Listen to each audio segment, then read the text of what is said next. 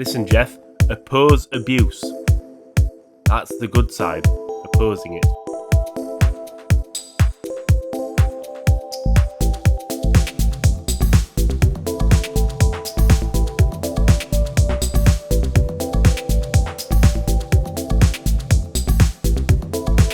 Hello, everybody, and welcome to the podcast. That's what it is, the podcast. And we've got the usual crew, because Kai's playing Final Fantasy XIV now. Well, I can't blame him. So we've got Francesco. Hello. And the ever ephemeral, always faceless Alessio. Yo. One day you're going to have a camera. One day. You can't keep saying that they break when they look at your face as an excuse. It just doesn't work. Not today, as someone said. So But, the topics are quite a simple one. We missed last week because of life is so busy. The topics are the Game Awards and how shit the Game Awards are. Well, probably not that shit, but some things are. And a bit of a rant about Activision Blizzard. And possibly, if we got time, me just whining about Ubisoft. Yeah, pretty much. So, I didn't actually watch the Game Awards, because... What was my reason this time? Either Jeff Keighley is a spineless twat, even though...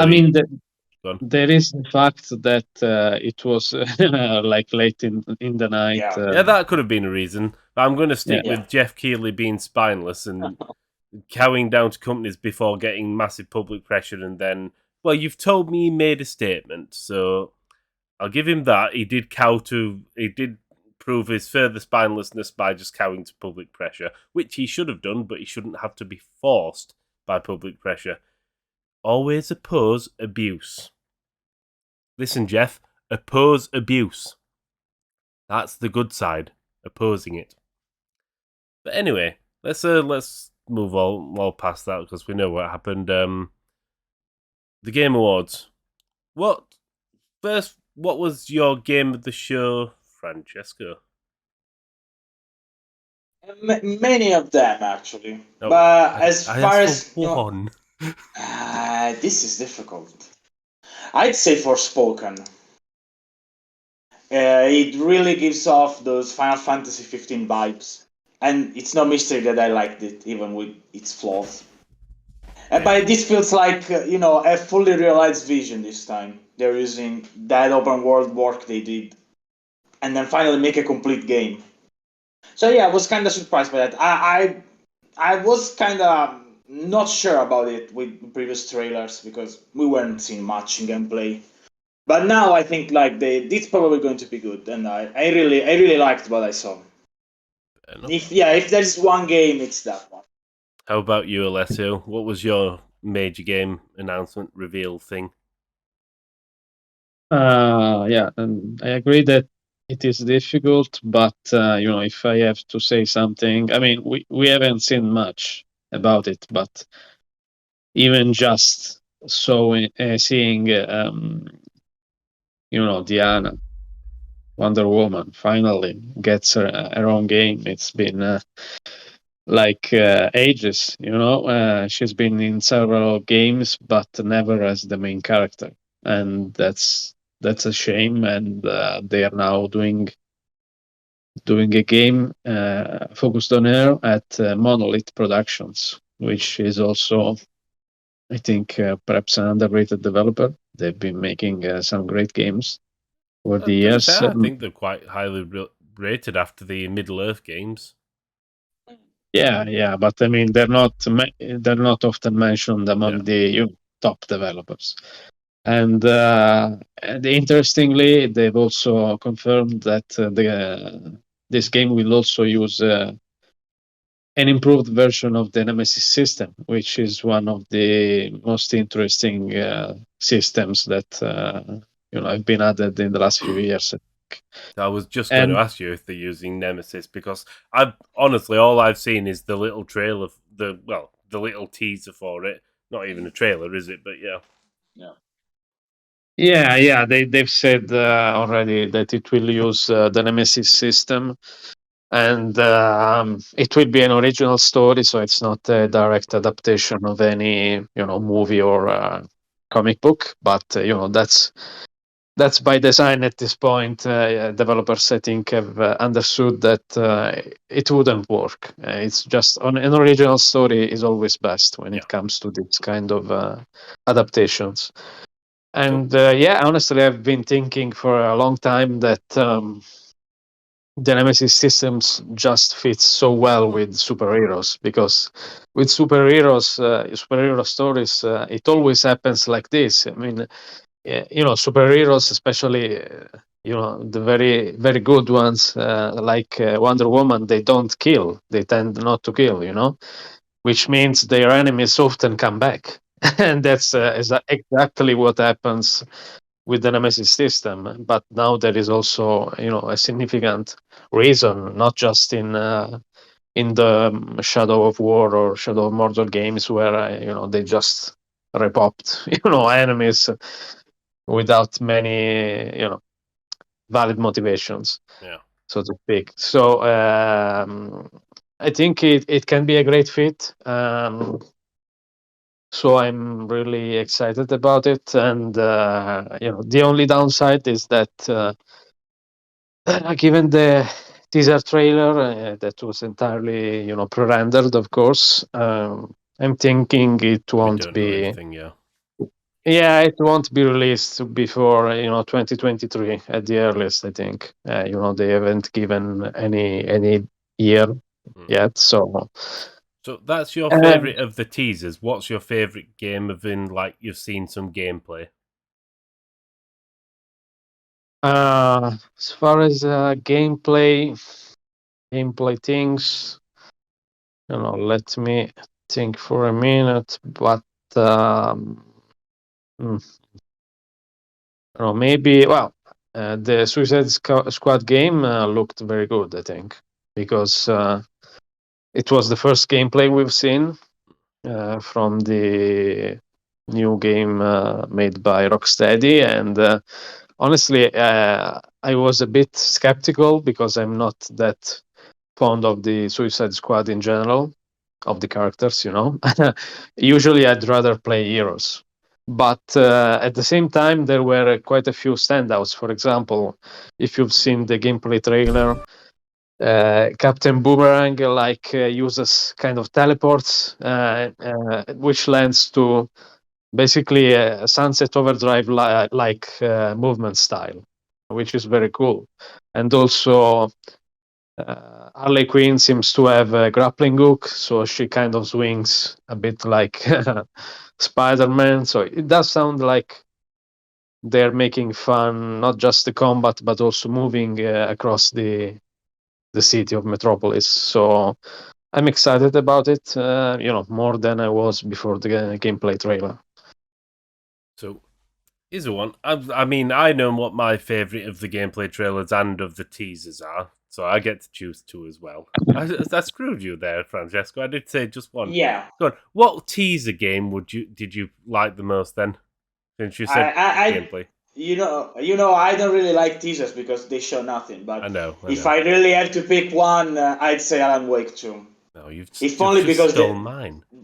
They're making it, and I really liked Control. So I loved curious. Alan Wake. So yeah, I'm really curious to see how they're going to make it. Yeah, you've just if they're stole going my to take teaser. anything from Control. Yeah, but teasers are bad. You don't see anything. No, So I know. It's pretty much. Please get excited. Essentially, yeah, and that's it. I mean, I like Alan Wake, so that gets of a teaser, that gets the choice from me simply because it's Alan Wake, and Remedy tend to be pretty good now, so you would hope that they're going to do well. Yeah. I'm just thinking of a teaser now that I was a bit let down by, even though I should be saying what was my most anticipated gameplay. I was let down by Lord of the Rings Gollum.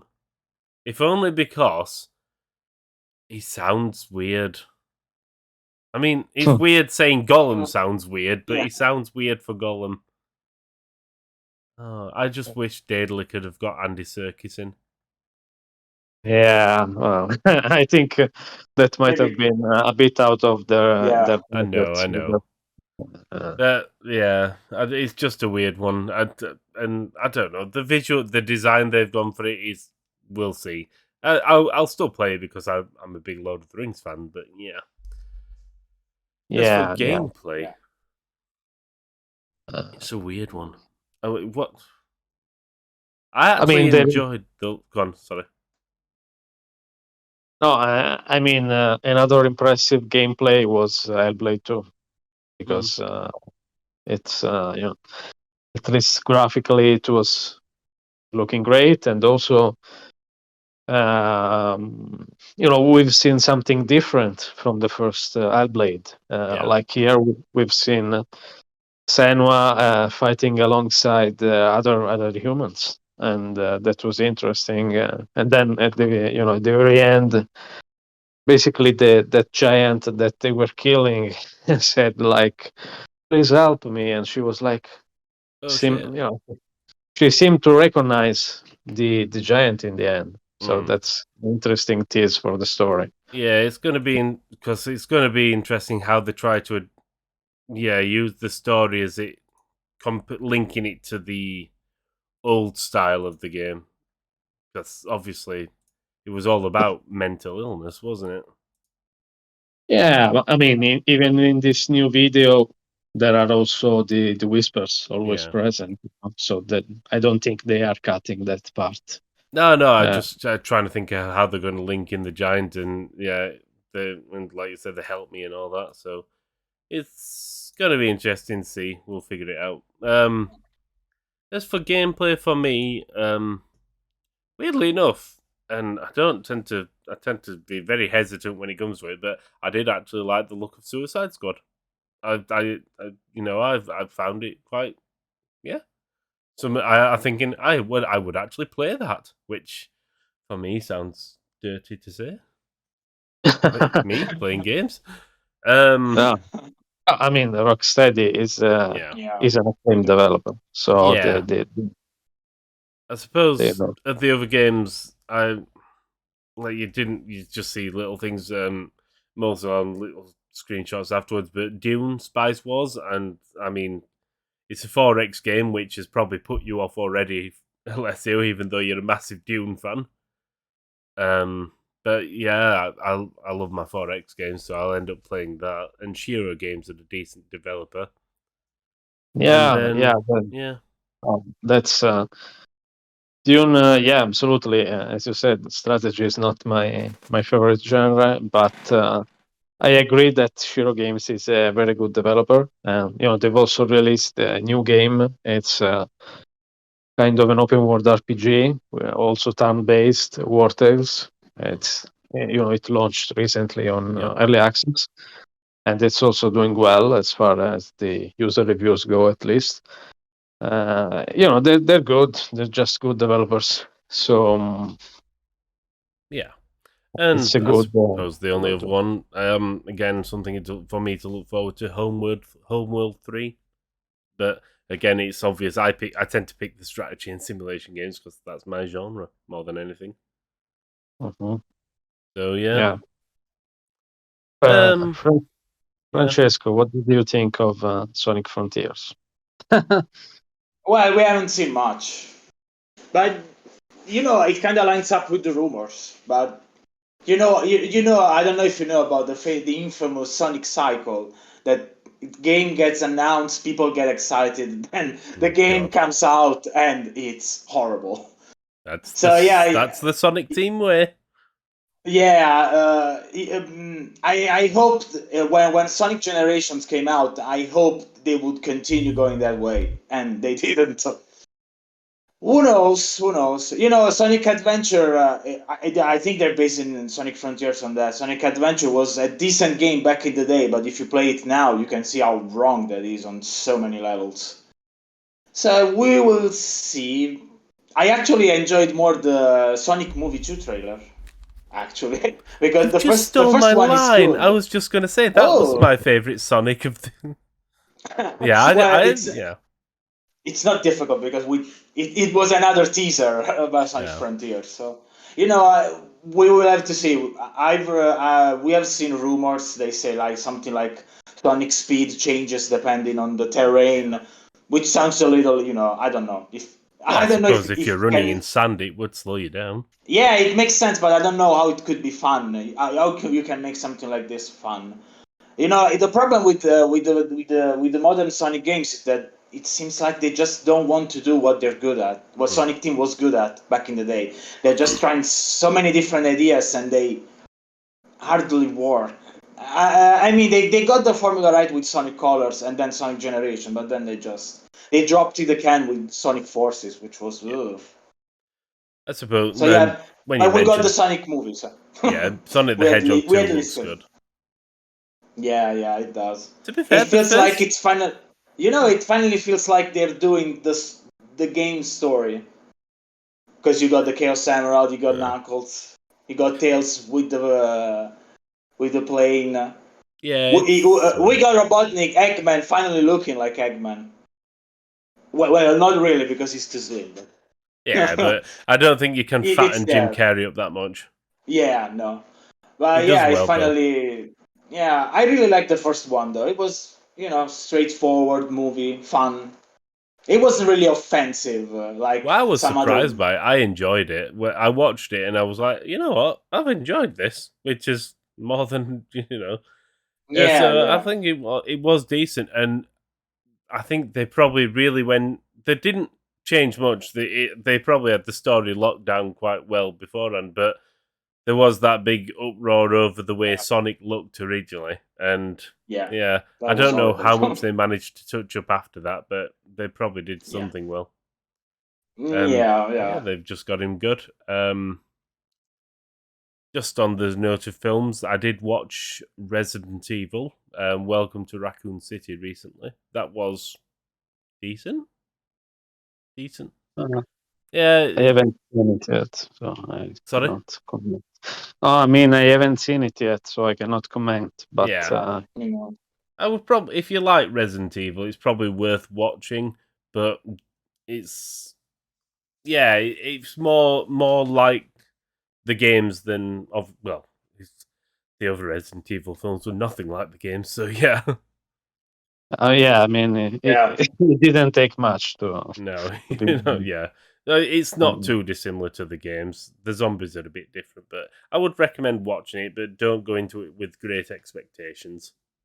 It's average to good, which is better than a lot of films. So yeah. I think the only other thing I want to talk about from the Game Awards is Star Trek, because I like Star Trek, and well, I don't know if the game's going to be good. From the little I've seen, he's got moral choice he's got choice decisions like obey orders, don't obey orders, and he's got shooty stuff. To be fair, it looks like Mass Effect, but Star Trek. A bit more colourful as well, though. But it's set right after the Next Generation, so I need to play it because I love the Next Generation. In fact, I just love Star Trek, so yeah.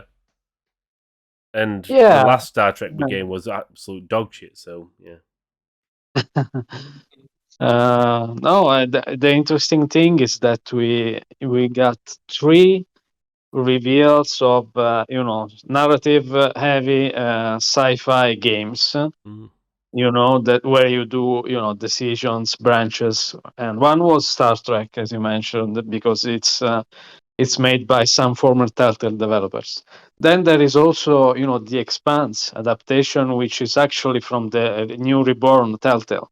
I did not see that one. Hey, I heard that Telltale had now announced 2 games, but yeah.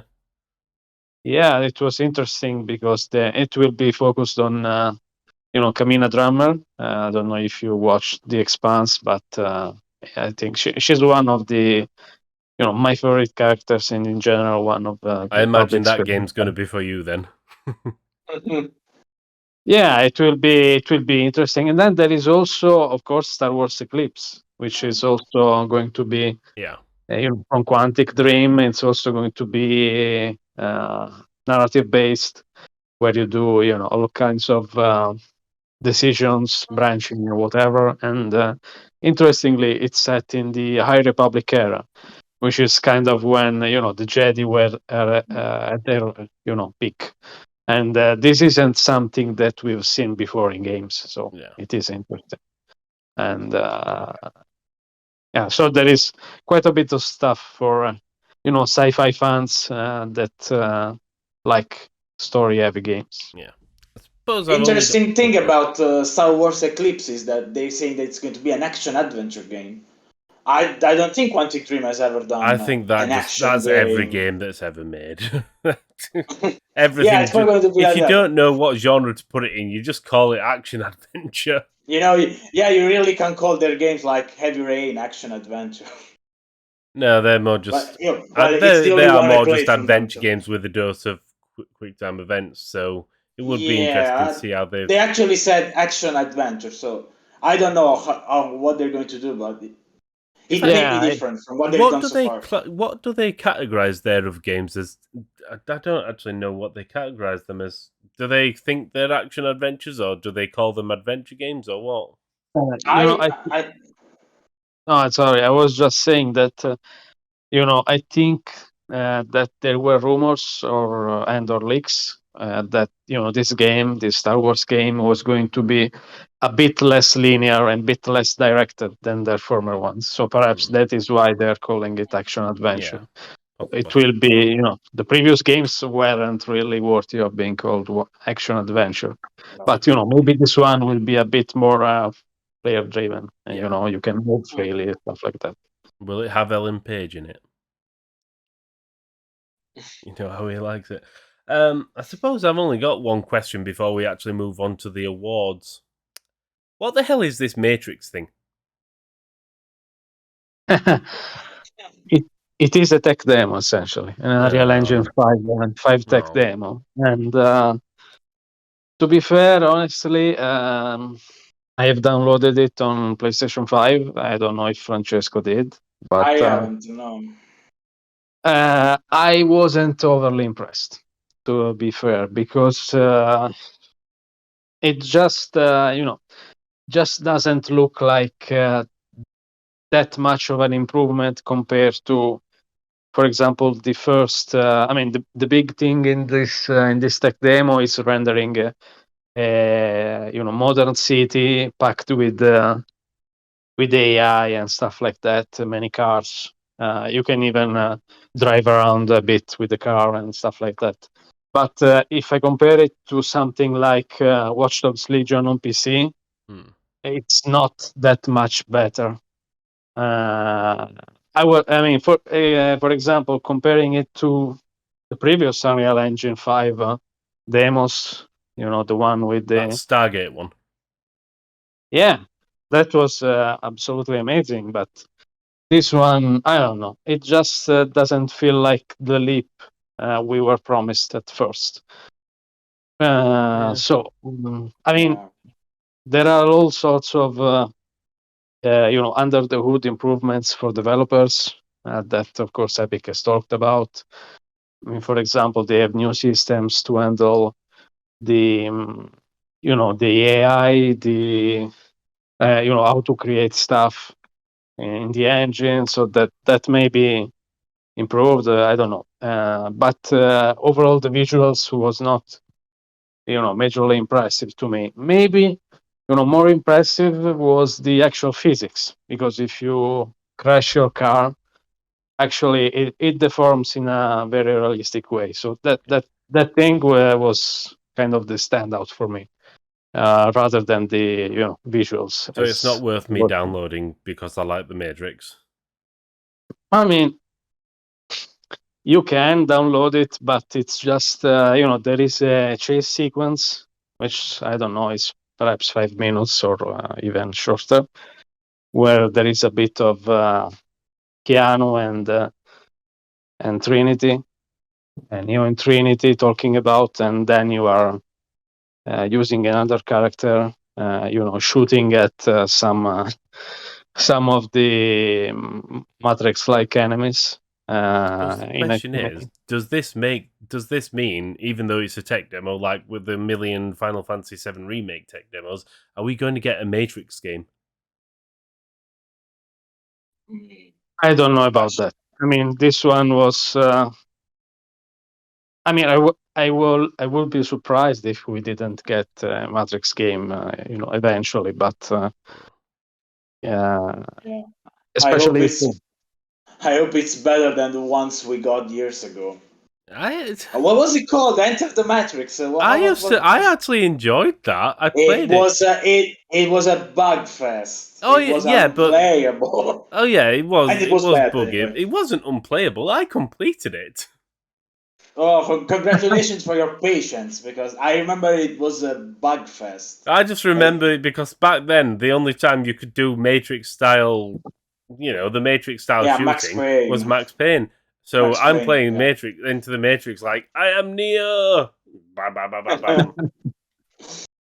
Yeah, I hope it's better than that. Fair, I'm amazed we haven't got a John Wick game yet. That's true. Yeah.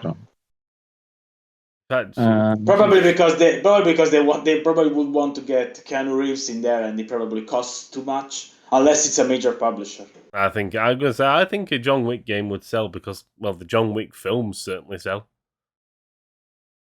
Mm-hmm. So you probably need a lot of money for that. Yeah. If you want to be accurate. So go on, let's move on to the awards then. Go on then. I'll let you two talk before I don't have a massive amount to say, but yeah. Well, I think they are about right for the most part, except for a few stretches, and mostly regarding It Takes Two, because it's a good game, no doubt, but I didn't think it's worth of the Game of the Year award. I think both Resident Evil Village and Deathloop were better overall. So I don't know. It felt like Keighley was perhaps making a favor for his friend Joseph Fares. This is, just a guess, but the rest I think was more or less, on top. They gave the best ongoing game to Final Fantasy XIV. They gave the best indie game to Kena.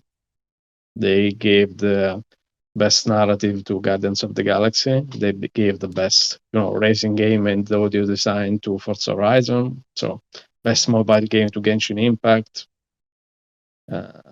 Best action adventure to Metroid Dread. Best sim strategy. I don't agree with that, because Metroid Dread is good, but I don't think it's the best action adventure of the year. Well, among the games that were nominated, I think it was. But then again, I didn't see what was nominated, so the nominations were probably bullshit. Maybe Resident Evil Village was. Well, I'm already going to say what you would have picked anyway, because there's Ratchet and Clank on there.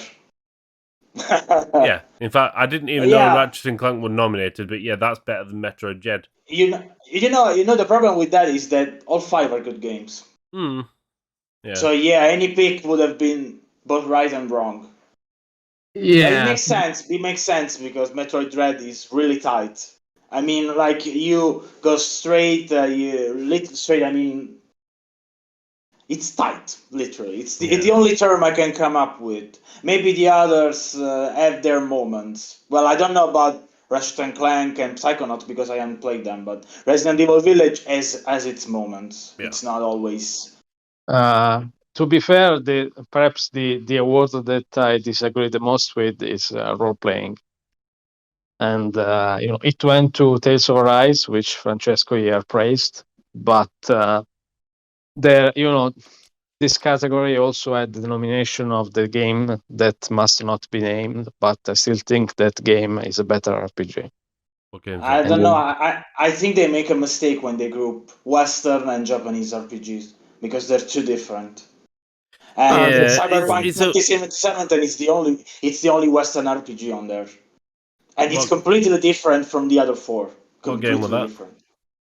Monster Hunter Rise, Yeah. Scarlet Nexus, and Shin Megami Tensei 5. Yeah, And Tales of Arise. and what was the last one? Tales of Arise. I mean, and Shin Megami Tensei 5. okay, Cyberpunk. The fifth was Cyberpunk. Yeah, Cyberpunk, yeah. Well, then no, that was nowhere near the best game. It was undeniably not the best role-playing game. You know, I played all 5 of them, and I'd have trouble picking one because before Shin Megami Tensei 5 released, I thought I would have said Tales of Arise. After Shin Megami Tensei 5, I don't know. Probably, and I think there is one game that didn't make it that should have been there. That's Neo: The End Worlds With You. I think that the only reason I'm saying not Cyberpunk is simply because when it released, it was absolute. You know, the other role-playing games, you can find some bugs in them, but Cyberpunk was an absolute mess. And even now, it's still lacking quite a... I still stand by what I said, that maybe on consoles I had no problem on PC for. Oh no, I played it on PC 90, as well, but I did 90 get a few hours. The only weird things I found were weird physics, character, closets opening all of a sudden. That's the only thing that was even funny.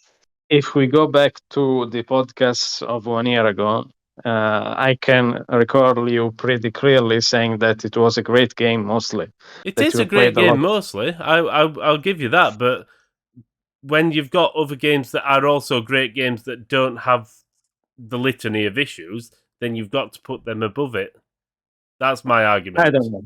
My argument is that the other games don't have those issues because they are far more limited. They don't simulate anything like Cyberpunk. Yeah, it's a fair argument. I don't know. The sheen of Cyberpunk, and as I said, playing it is a great game, but at the same time, it's just the litany of issues. Like you say, it is more open, but some of the issues that should have been, that really shouldn't have been affected. I don't know. It's a weird one. I don't know. I think personally, if it didn't have all this backlash against, the rightful backlash against the console versions, if it was only PC, it would have had better recognition, and maybe I agree. It would have been considered for awards, possibly. Now, of course, its reputation is spoiled, so they don't really take it into account. Then again, I think the problem is the Game Awards aren't, because they were all voted. They're voted by people who just clicked on. Is it GameSpot or something where they were all held for people to vote? No, it's the official website of the Game Awards. I thought people could just vote for them, but yeah, I don't know. It's just, and I think like Francesco says, it's awkward when you link in role-playing JRPGs and other RPGs, but at the same time, they are still role-playing games, I suppose, so it's weird. Yeah, that's true. Yeah, it's always going to be a challenge. Yeah, for role-playing games, I think more than every other genre, I think role-playing games need to be separated. You really can't compare them. I mean, all of these games are all so different from one another. They really have almost nothing in common. Maybe Scarlet Nexus has something in common with Monster Hunter Rise, but very, very little. But everything else is completely different. I don't know, the Tales games, and you've got your Tales games and Dragon Quest, they're all quite, but their JRPGs tend to be similar. Yeah, but I don't know. I personally would never even class Monster Hunter as a role-playing game. I always think that more of an action adventure. That's a tough one. Yeah. There is, I agree with that. Monster Hunter Rise is most definitely not a role-playing game. It has some RPG elements, but it's not enough to. Yeah. Otherwise, most games have RPG elements these days. I would say because you could class. Yeah. You could class Mass Effect as a role-playing game if you want to class Monster Hunter, and Mass Effect's not. That's an action adventure as well, and the lines are blurred because RPG elements have made their way into almost every game in the world now. Yeah, that's true. Absolutely. But the game of the year, I don't know. I agree with best strategy / sim. Age of Empires 4 is fantastic. Best sports and racing game, yeah, Forza Horizon 5, fantastic. Reading through the list, I'm a bit. I find myself confused why we've got the most anticipated presented by Prime Gaming. It's like, oh, fuck off. And then innovation in accessibility presented by Chevrolet. I mean, I suppose I shouldn't complain because Man U was sponsored by Chevrolet, but it's like. I mean, the good thing for perhaps the gaming industry is that the event is bigger than ever, and they've had quite a few celebrities on the stage. Yeah, I didn't. Many actors. So. And then obviously the biggest award, what we need to talk about, and by talk about I mean I'm going to mention them derisory and then ignore them for the rest of the thing. The best esports athlete, the best esports game, the best esports team, esports coach, and esports event. Fuck off. These are not. Fuck off. Jesus wept. Why don't we just now suddenly say the best bloody cafe that's got a link to a game, or the best takeaway that's called Mario's? Well, it's but to be honest, esports is big nowadays. So it is. It's massive. I understand that, but yeah, it's just they're not. It shouldn't be like the Game Awards or the game advertisements. The esports have got fair enough advertised the best esports game. I understand that. That is again, it's a game that's focused. You want to give an award to a game that is very much focused around esports, but the best esports teams and athletes and all that is like, well, what the hell are you judging them on? Because do we start taking into consideration how do they judge the Ballon d'Or or the BBC Sports Personality of the Year? How the hell are we judging these things? It's nonsensical to have that in. It's just it's just sympathy. If you it's bullshit. It's bullshit. Yeah. Now, fair play to them. You're good at what you do. Obviously, you can play the games and you earn money from it. Kudos to you, but I don't agree with you having bloody awards at the Game Awards because nobody's got a fucking clue what we're judging it on. Anyway, I think I'm done on the Game Awards now. Unless there's anything else you two want to add. Just that some folks who are not very happy about the Epic Game Stores got angry again because of Final Fantasy VII Remake. What an idiots. Yeah. The problem is that, actually, now that you mention it, is that they're starting selling PC games for €80 or $80. I don't know how much dollars. That's down to the publisher, though. Yeah, to the publisher. Yeah, but Square Enix is the first one that has done that on PC. Although I don't know how many people buy PC Steam games at full price. I think actually Activision Blizzard have done that with Call of Duty first. I don't know, but they're not on Steam though. I don't think on PC. Not on PC. It doesn't cost €80. Yeah, I don't know the euro price, but I know the pound price has gone up. Yeah, but I'm just talking about PC games. Yeah, it sets a bad precedent now because everyone else is going to follow now. Also Forspoken, not just Final Fantasy. Yeah, Forspoken too. Yeah. You know, the funny thing about Final Fantasy VII Remake is that Square Enix got so much money for it. First PlayStation 4 exclusive, then PlayStation 5 exclusive with Integrate, and now Epic Games Store exclusive on PC, and they're charging that much. I don't know. Really. Yeah. No, go on. No, just saying it will be interesting to see how long it is exclusive because they haven't said. So they're usually about. There's usually a year. They're usually a year, aren't they? I don't know. No, they may be 6 months with this one. Though. I feel I have no reason to think this, but I feel like it's going to be fair, not like a full year. the previously the biggest exclusive they got was Borderlands 3 at launch, and that was also 6 months. Because of course, the bigger the game is, the more money the publisher wants to keep it exclusive. So it depends, of course, on how much Epic is willing to spend. Yeah. I just had a look at Forspoken on Steam. Yeah, it's £10 dearer than sodding Call of Duty. What the fuck are you playing at, Square? Yeah. Yeah, it's bad. It's bad. I mean, at least on PC you have options to buy games. Yeah. And Well, you can, that's you it. can I'm find them just going to end cheaper up than buying it from some games like that. You know what? I'll admit it. I'll just if I want a game like that when they're charging through the nose for it, I'm just going to find a way to use a VPN and buy it from some cheap Brazilian or Argentinian site or wherever that costs 20% of what I would pay for it on Steam. Yeah. I would gladly Well- pay 30, 35 pounds for a game on PC, how they were not too long ago. But that's jumped up. That's double what they used to cost.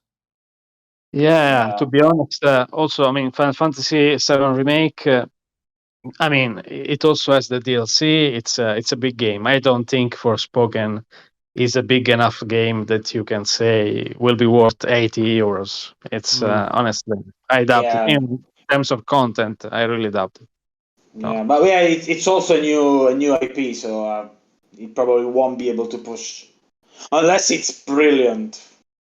It's probably not going to. It's not going to. It's not justified any way we look at it. It's just not justified. As for Epic, I don't blame. We've had this discussion many times. I don't have an issue with Epic having exclusives for the simple. Well, I don't even like. There's an argument to not even call them exclusives in the same vein as like a console exclusive, because you don't actually exclude anybody. Oh, you exclude Valve. That's it. You exclude Valve from getting a cut of the sales. There's nothing stopping anybody in this world with the PC from downloading the Epic Game Store and just getting it from there. I mean, CD Projekt even made GOG Galaxy, the new version.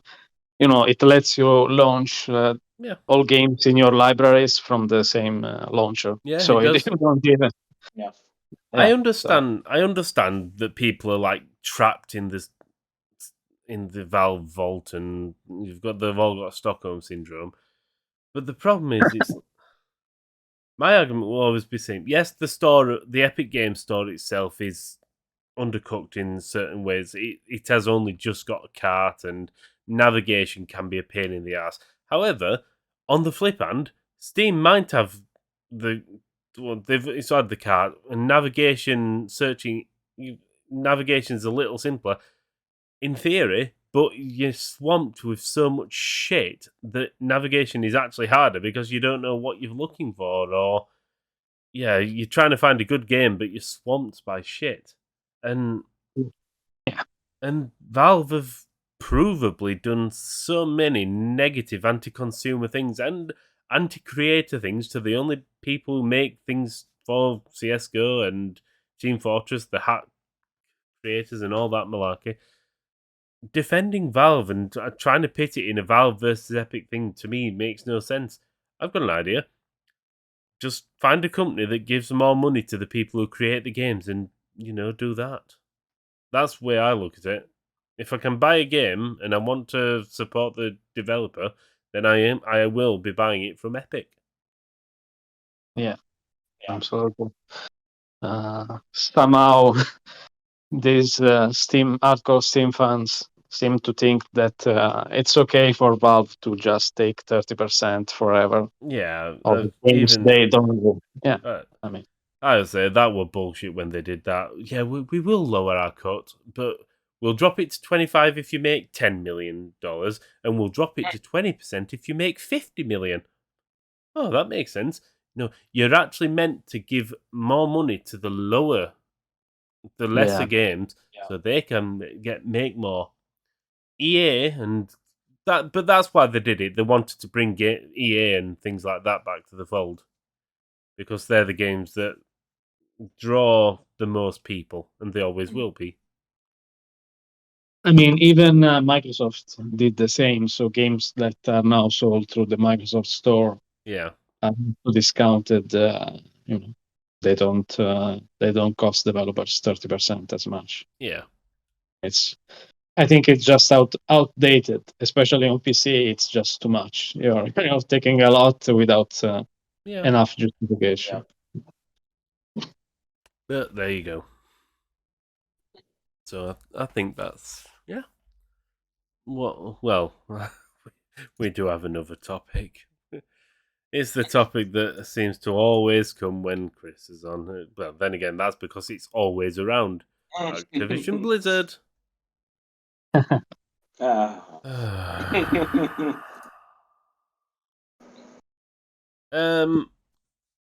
Everybody saw the piece I wrote. In fact, I've had emails about it with people developers quite happy about it, but that people shall always remain unnamed with me. They laid off. Simple thing. I mean, you can mention the lawsuit after, but my trigger was just they promised to give developers contracts, even the people who are who are under contract from a third party source. People have moved cities for that job, and now I don't care how many gets laid off.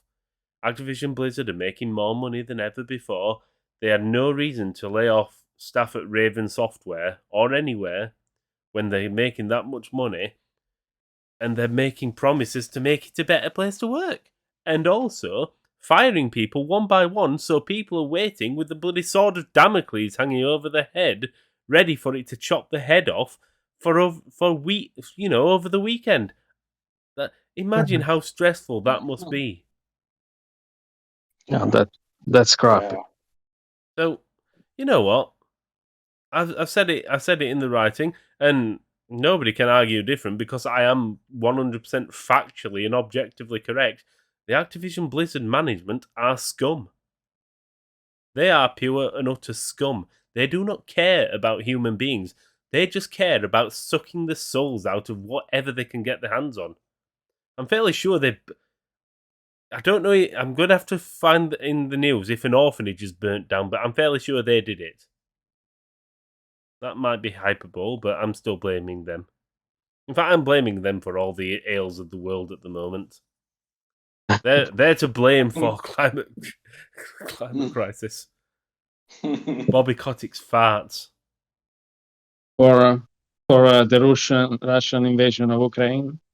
Yes, Bobby Kotick did that. He told Vladimir Putin to do it. the real Tsar is Kotick. Tsar Kotick. Tsar Bobby the First. God. Robert the First. We need a new revolution. The revolution. Yeah, well, the revolution will start if really a lot of people stop buying their games. That probably there's that, and also the only way. The developers, that's the only way. People who work for them need to unionize, and obviously that was recently.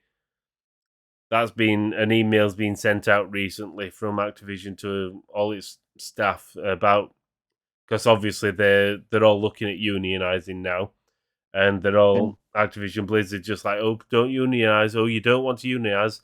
If you unionize, you will not be able to talk to us directly about better pay and better working conditions. Whereas if you go through your union, only they will be able to talk for you. To which my answer to that would be, we've been talking to you for over a decade, and all you've done is fucking quash us down, cover up rape, cover up sexual harassment, cover up assault, oversee some of the worst working practices in the games industry, and you think that us talking to you is going to be beneficial? Bullshit. Unionize.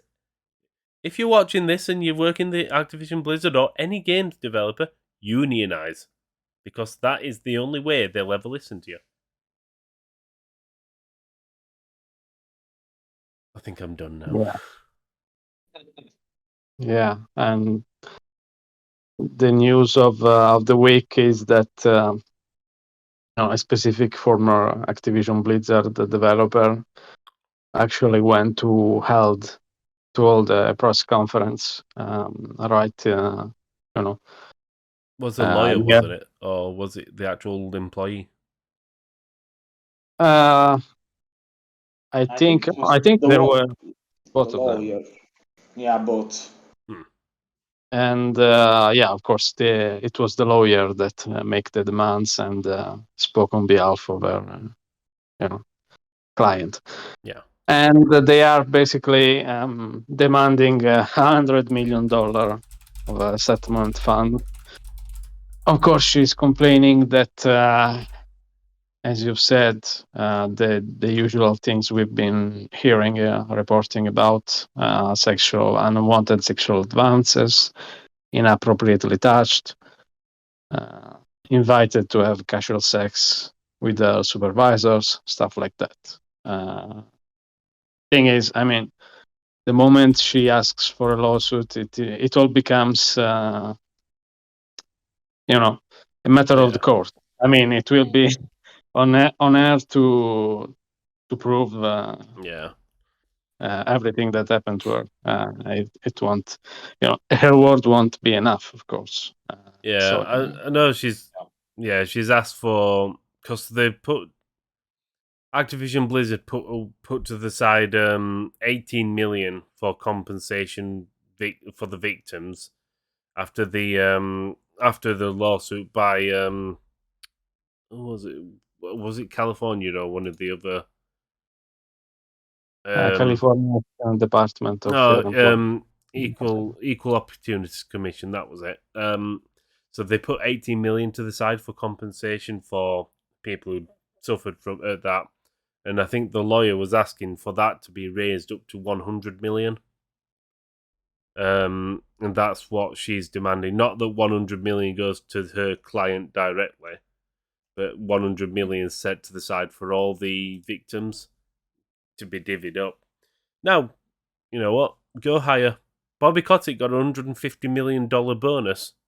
Just take that back off him and put that in the pot. That seems fair to me. He oversaw it. He threatened to kill his secretary. He actively ignored HR's recommendations about dismissing somebody to cover up that guy's sexual harassment. So, yeah. He knew what was going on and he was partly culpable for it. So, yeah. How he's still in a job, I won't. Yeah, well, I do know because of money, but people need to just boycott Activision Blizzard. Yeah, it's the only way that it's going to force, not really. At least try to change something, to make them change something. Yeah. As long as they sell stuff, nothing is going to change, as they only care about money. At this point, it should be clear to anyone that the only thing they care about is that. Yeah. I think that's... anything else on Activision Blizzard? Well, you said it pretty much. I don't think so. Yeah. I suppose that we'll do this very one last quick topic, and it's another company that's never fixed its abuse. Ubisoft. Though we're not talking about the fact that they refuse to fix their abusive practices. Now we're just going to talk about how they're putting in more abusive practices, only not towards employees, but towards the world. NFTs. Fucking hell. Yeah. But they're not even NFTs in this cut real sense of the words. They're just limited edition skins. You can buy a skin that nobody else can have, and they're calling it an NFT. But as much as I hate NFTs because they are incredibly destructive, this is incredibly stupid because an NFT is meant to be decentralized and, it gives you proof of ownership of something, but a company or whatever can't keep that away from you. However, and you buy one of these limited edition NFT skins, it's still down to Ubisoft to input that skin into one of their titles. So it's even less useful than the already completely unuseful and waste of time NFTs somehow. That's the way I see it. Yeah. Well, actually, I don't think people really like the idea because I think they made the trailer that announced that private after making the announcement. So it's too bad that we can't see the number of dislikes anymore on YouTube. But I guess they would be very, very high. Because it's essentially nothing. They're just doing what they've been doing all the time, only branding it differently.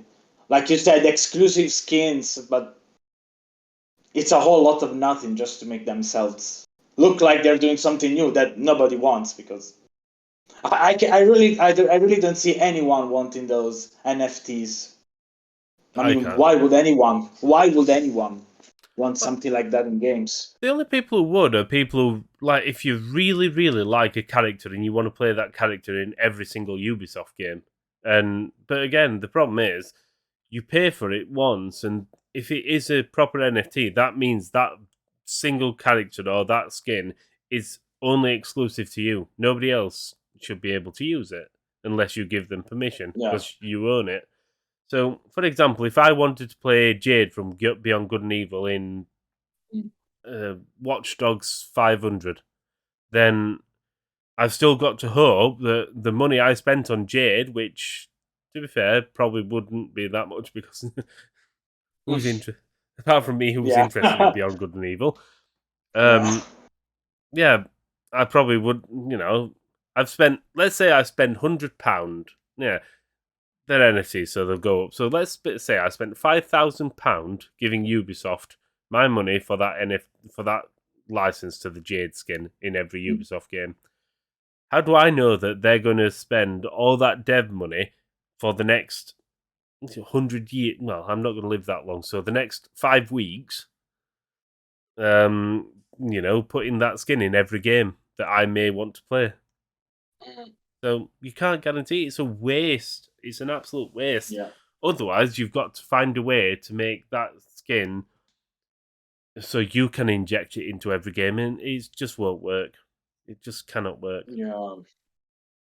To be fair, there is something they are saying that could make some people interested, which is basically that these so-called digits will mean that the items, the skins, are no longer bound to your game inventory, and they basically they can be put on sale for other players even on third-party platforms. That's what Ubisoft is saying.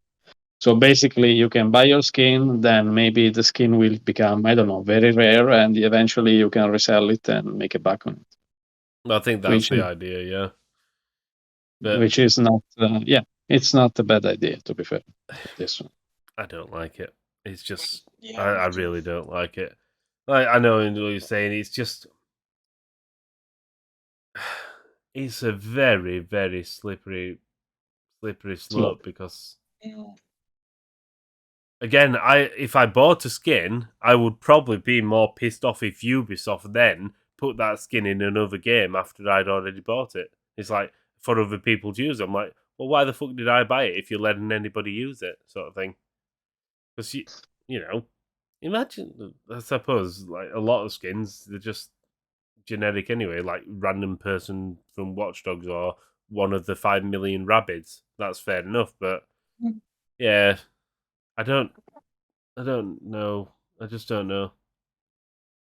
I mean, think about all the collectibles that people regularly have about anything, and eventually they can resell it and when they are rare, they can even make a lot of money. Oh yeah, certainly.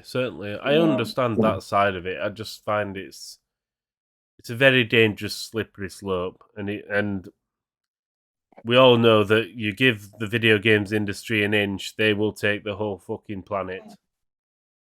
That's for sure. I mean,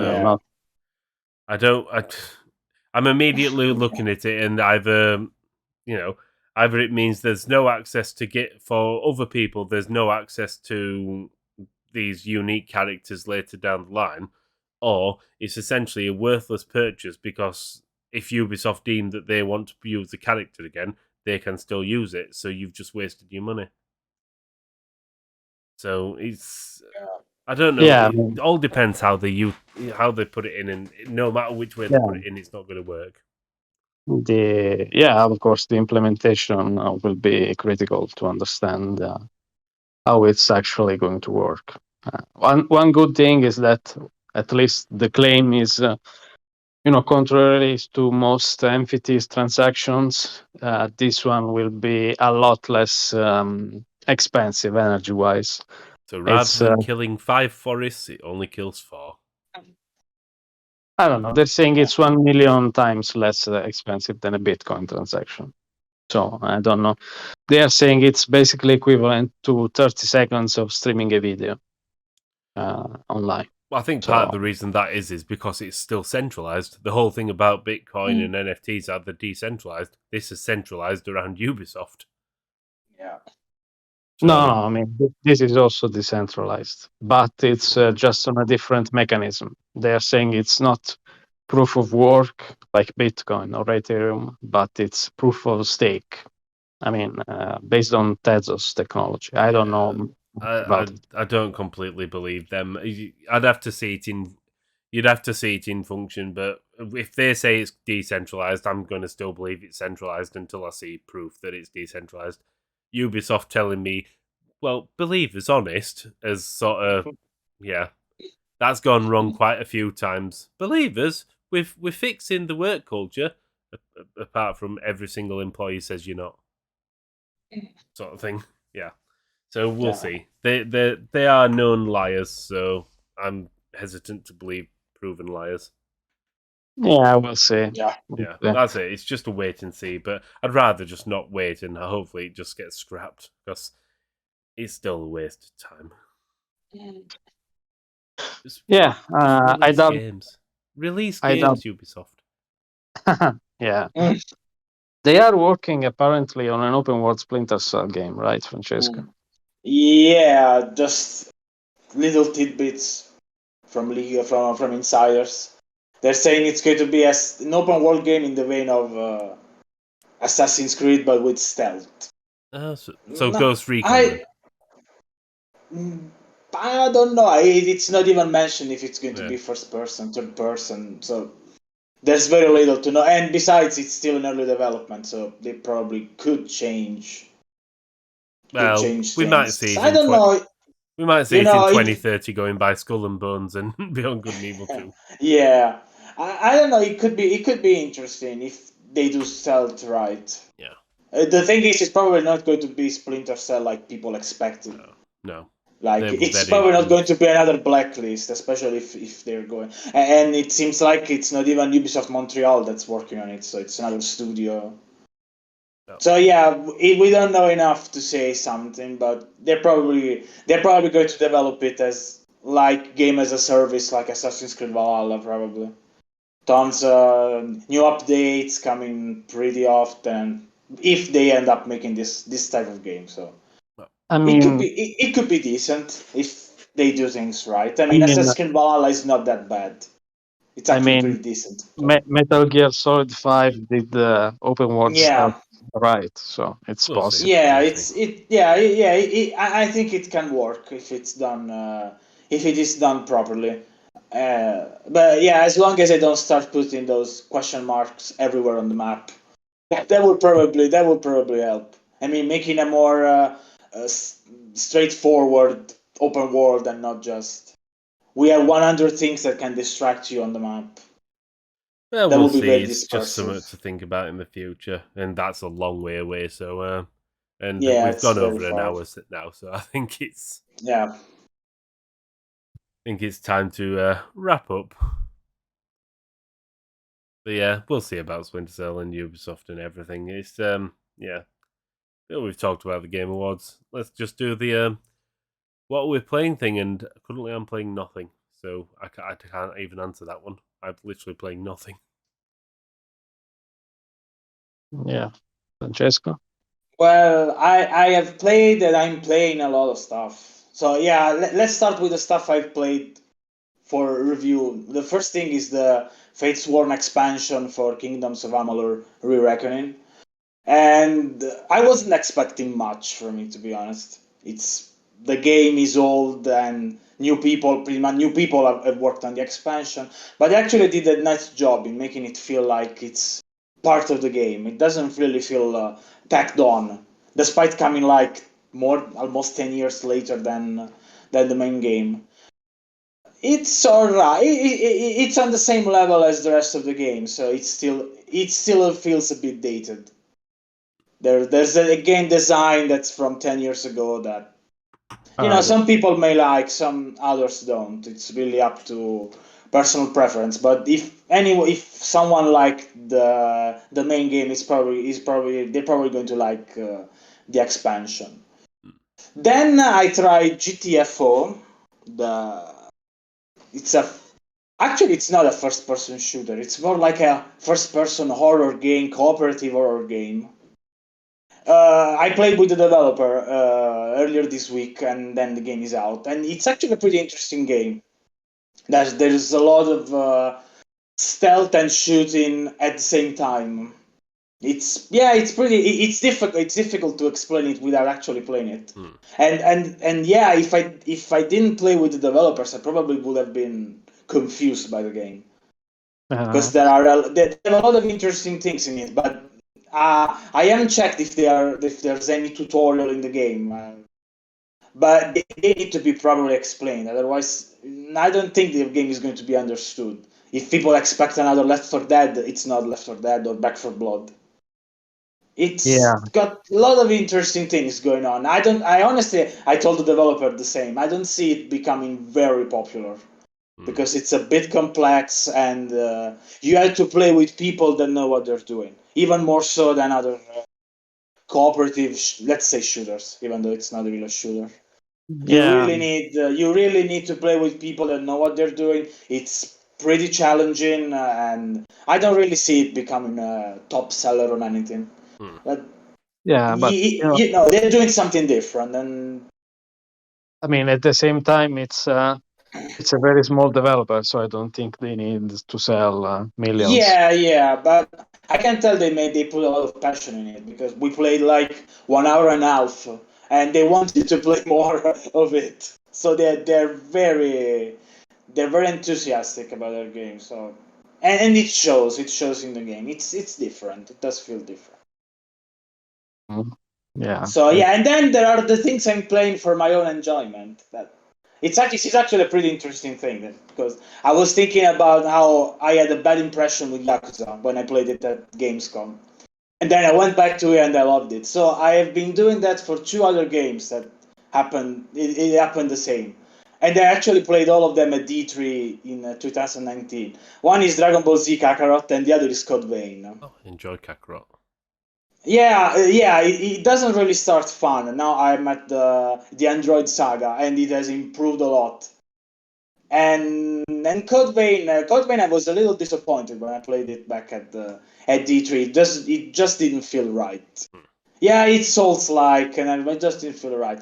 But now I spent a little bit more time in it, and I can say that I was wrong. So yeah, I'm just trying to go past those bad impressions I had. Like we said, you really can judge a game playing 20 minutes on the show floor. It's just yeah, absolutely. It's just not the way. I mean, Code Vein is interesting because unlike most Souls, like you have your AI companion, right? And also multiplayer is not.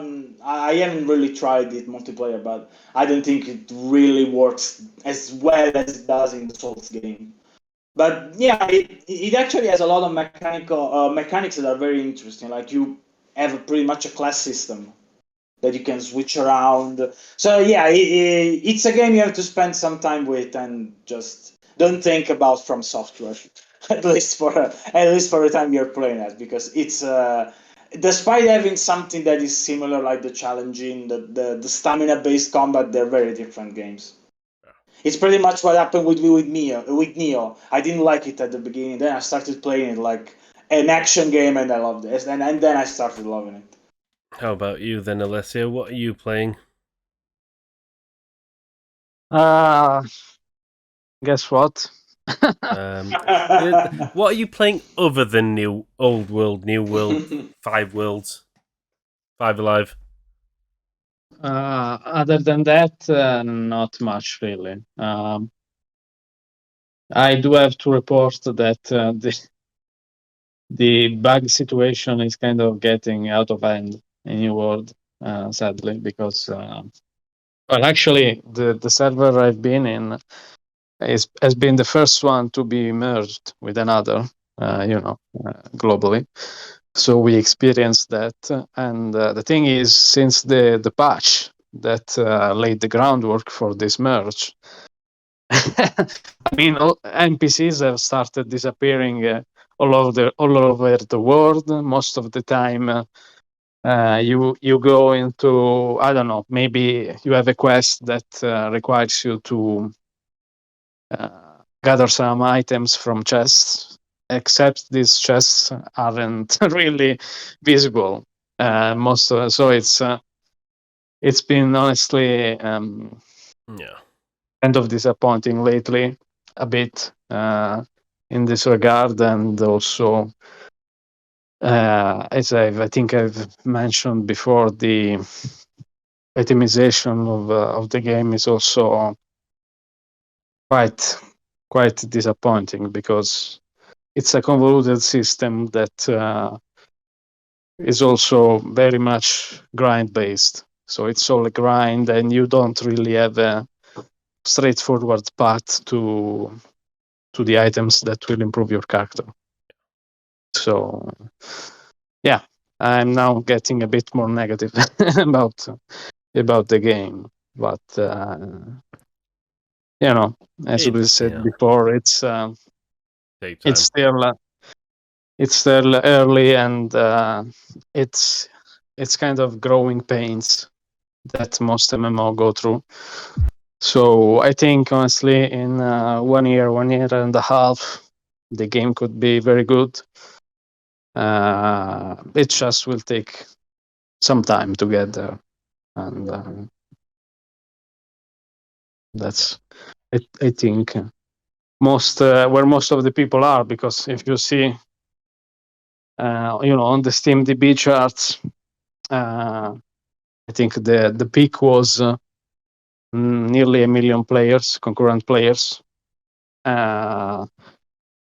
back in near launch, and like yesterday it was Saturday, so not even a work day, and there were 9K people, so it's 1/10 of the peak. So there's of course lots of people were just not even fans of the genre, but that's not the only reason. I mean, there are valid reasons for the drop in the player base, and people have been possibly going back to things like Final Fantasy XIV, of course, because there is the new expansion, but also, and this is possibly going to be the case for me and my friends soon, Elder Scrolls, of course, Online, which is always a great game. Fair enough. Yeah, well, the last game I was playing, again, because I've just been so busy, the last game I was playing was Halo Infinite, which I reviewed, so to be fair, I'm probably going to play some more of that, so we'll see about that. Other than that, it's I'm looking for other games to play.